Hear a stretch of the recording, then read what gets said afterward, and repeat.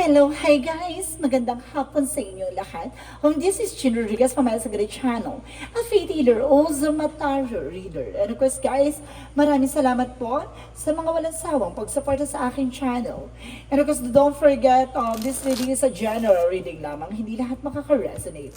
Kunin lamang po makaka-relate sa inyo and comment down below kung kaninong energy ang ating nasagap. And of course, don't forget to like and subscribe my channel and hit the notification bell for more videos update. Kasi maraming salamat po sa mga walang sawang pagsuporta sa aking channel, lalo na yung hindi nag-skip ng ads na way pagpalain kayo. Diyos at may kapal, siksik, diglig na gumapaw na biyayang manong balik sa inyo. So guys, umpisa na natin ang laban for the sign of Taurus. So umpisa na natin. So Taurus, let's see ano ang pinaka-mensahe sa'yo ng ating mga baraha. Angel Spirit. So there's an information with the Ten of Pentacles. So there's a long-term success and long-term investment in the financial security. So, ibig sabihin, magkakaroon ka ng pangmatagalang kasaganahan.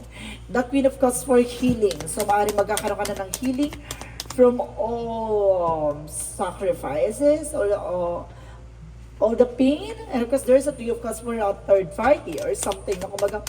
There's a Three of Cups for a celebration, either third party. So let's see.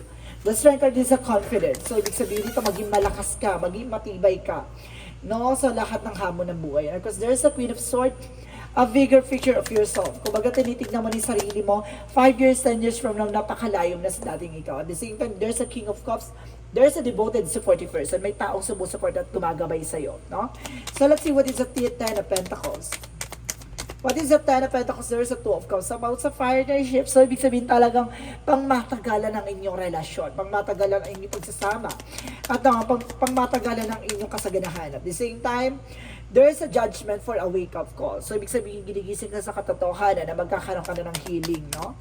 And of course, sinasabi dito with the Knight of Wands. So, there's a slow and steady, no? Unti-unti ka lang makakaranas ng selebrasyon. And the strength card is a justice. So, makukuha mo yung hustisya na nararapat sa'yo. Maging malakas, maging matibay. Kasi confidence is your key to success. The more kang confident, the more kang magsasuccess.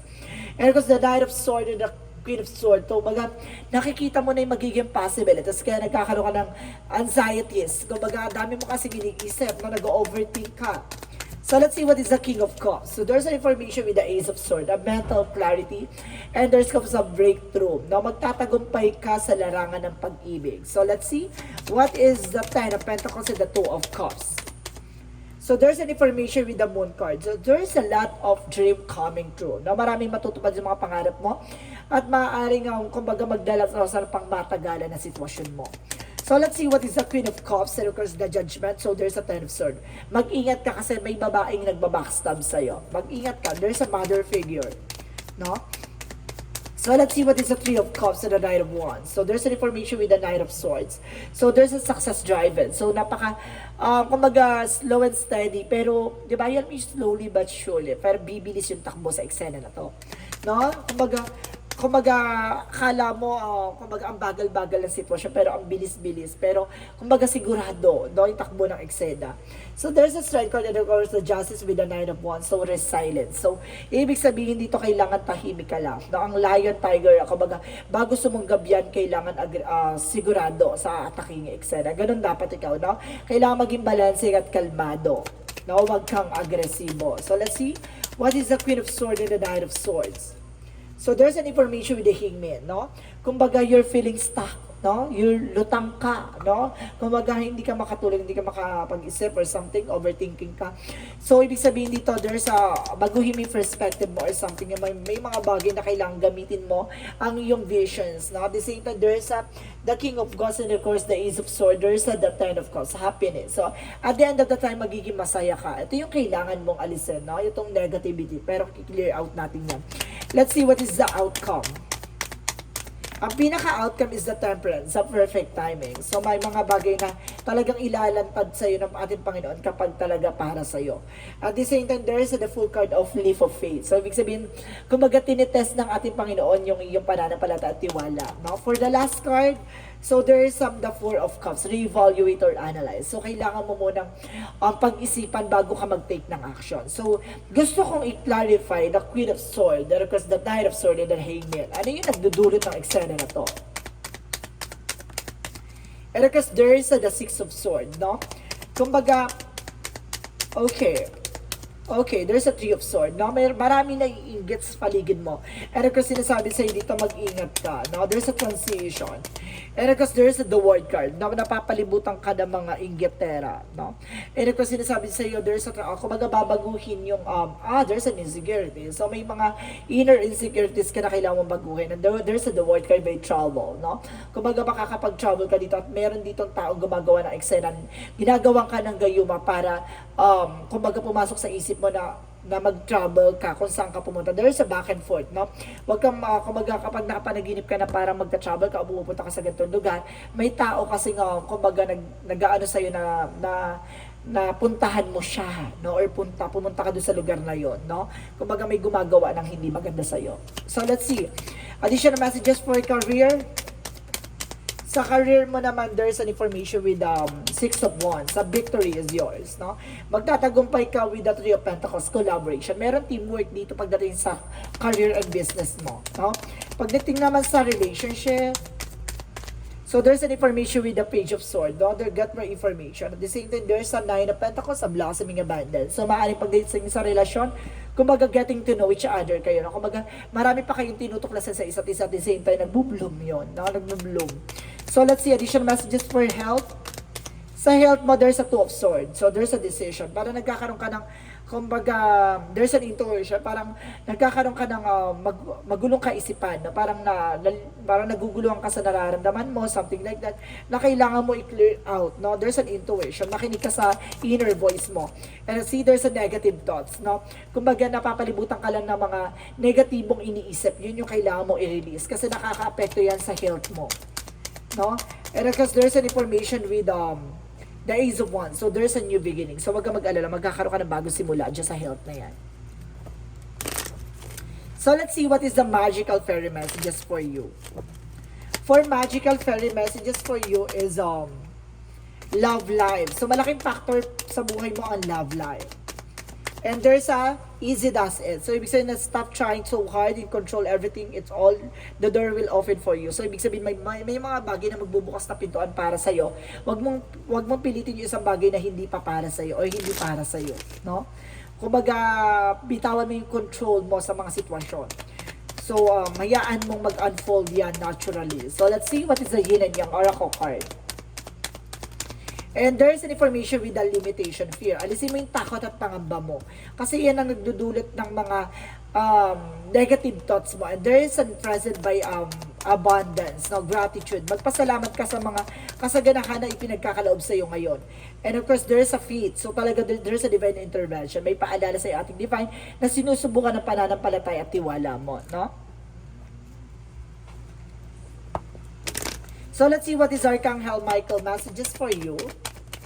So there's an information with the right about your thoughts and feelings. So talagang, kumbaga kailangan mo makinig sa mga nararamdaman mo at iniisip mo and decide to be happy now. So kailangan mo magdesisyon na maging masaya ka ngayon, no? And of course, guarded and protected, no? Pangalagaan mo at protection mo yung sarili mo or ginagabayan ka at pinoprotection ka ng ating Archangel Michael. For the chakra messages, for the chakra naman, there's a recovery. Don't you worry, makaka-recover ka na. Sa lahat ng mga kaganapan sa buhay mo. Sa health, love life, and career, so there's a creations. No? May gumagawa talaga sa'yo ng hindi maganda. No? Ginagawa ka ng eksena dito and there's a dependency. Kaya parang gulong-gulo yung utak mo. And there's a release. Ito yung kailangan alisin. No?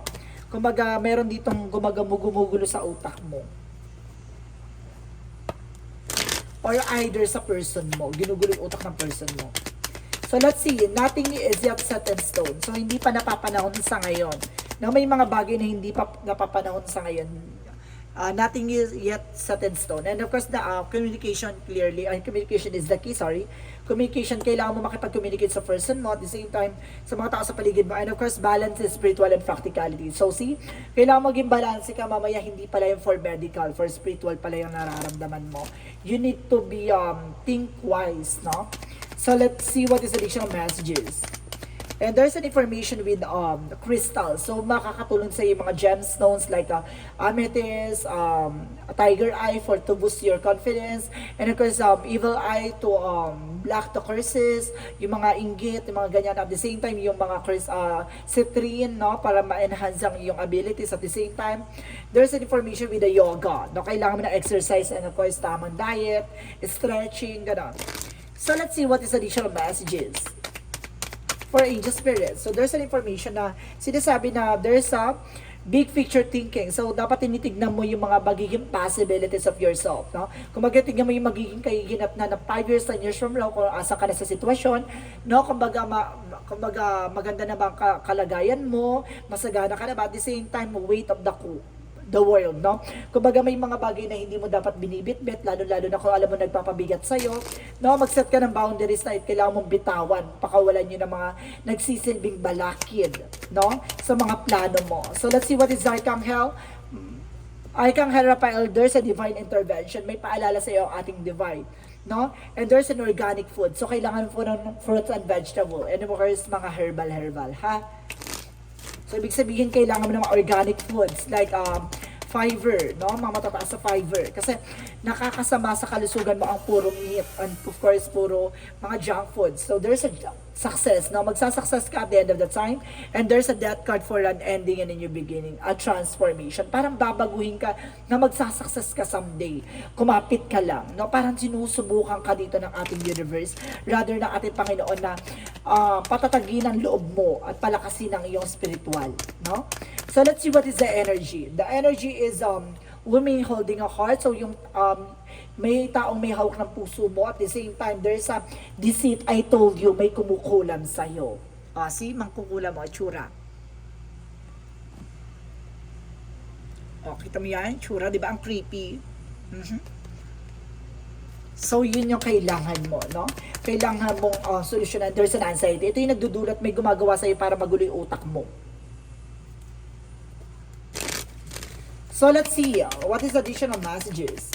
So, there's a dolphin, no? Enjoy your life from the fullest. At the same time, your survival. Don't you worry. Nakaka-survive ka naman doon sa mga nararanasan mo. And there is timing, no? Kumbaga, meron ditong perfect timing na kumbaga talaga ibibigay sa'yo kung talaga para sa'yo. So, let's see. What is the angel's answer? The angel's answer is a taken action. So, kailangan mong kumilos, kailangan mong magdesisyon, kailangan mong solusyon at kailangan mong tapusin. And no need to worry, huwag kang mangamba. No? Kumbaga, lahat ng mga bagay na yan is for a reason. And there's a don't stop. Huwag kang titigil hanggat hindi mo nakukuha. No? Huwag kang titigil hanggat hindi naayos. So, let's see what is the romance angels. Pagdating sa romance angels is a calling your soulmate. So may soulmate connection dito na tinatawag, or maaari kasama mo ng soulmate mo. At the same time, there's an information with give your relationship a chance. No? Pagdating sa relasyon, kailangan mo ng chance, no? Na ayusin. And of course, tuklasin. And of course, there's an according to your feet, be into you. So sinusubukan talaga ang pananampalataya mo dito. Sinusubukan kung hanggang saan kakakapit, no? Depende na lang yan daw sa paniniwala at pananampalataya mo. So, let's see. What is the angel's number? The angel's number represent 1111. I am awakening. So, ginigising ka talaga sa katotohanan at inaayos ka sa mga bagay na mali sa'yo. The universe is arranging people and experiences on your path to help you succeed and helping you wake up to who you truly are, no? Kumbaga, ginigising ka kung sino ka talaga at kung saan ka talaga, no? Parang gano'n, no? Kumbaga, nilalagay ka sa magandang eksena. So, let's see. What is the messages of life? Beyond limitations, no? Today, I exceed my own expectation. I often make consciousness to the infinite. There are no limitations and there is no end. Everything is unfolding in a continuous now. Therefore, I open my thoughts towards a voided horizon. I look beyond my perceptions of reality, beyond all barriers created from my own beliefs and fears. I am now open for new possibilities. Dapat handa ka no, sa mga posibilidad at handa ka dapat sa mga pagbabago na kailangan mong baguhin.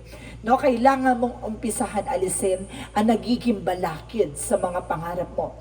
May mga taong susubok at sirain ang buhay mo. Pero ikaw ang magdidikta kung paano mo patatakbuhin ang buhay mo. So guys, this is Weekly gabay for the month of March 8 hanggang March 14 for the sign of Taurus. So Taurus, maraming salamat po for this wonderful reading. So this reading is a general reading lamang, hindi lahat makaka-resonate. Kunin lamang po ang makaka-relate sa inyo and comment down below kung kaninong energy ang ating nasagap. And of course, don't forget to like and subscribe my channel and hit the notification bell for more videos of update. And of course, maraming salamat po sa mga walang sawang pagsuporta sa aking channel, lalo-lalo na yung hindi nag-skip ng ads na way pagpalay kayo ng Just at Makeup Panel, siksik-lig-lig na gumapong na biyayang manong balik sa inyo. So guys, maganda ka na dahil andito na at kumbaga, kailangan mo itong solusyonan para na sa ganun, maramdaman mo at maranasan mo ang magandang bukas na nakalaan. Maraming salamat and see you in the next video. Bye-bye and babush!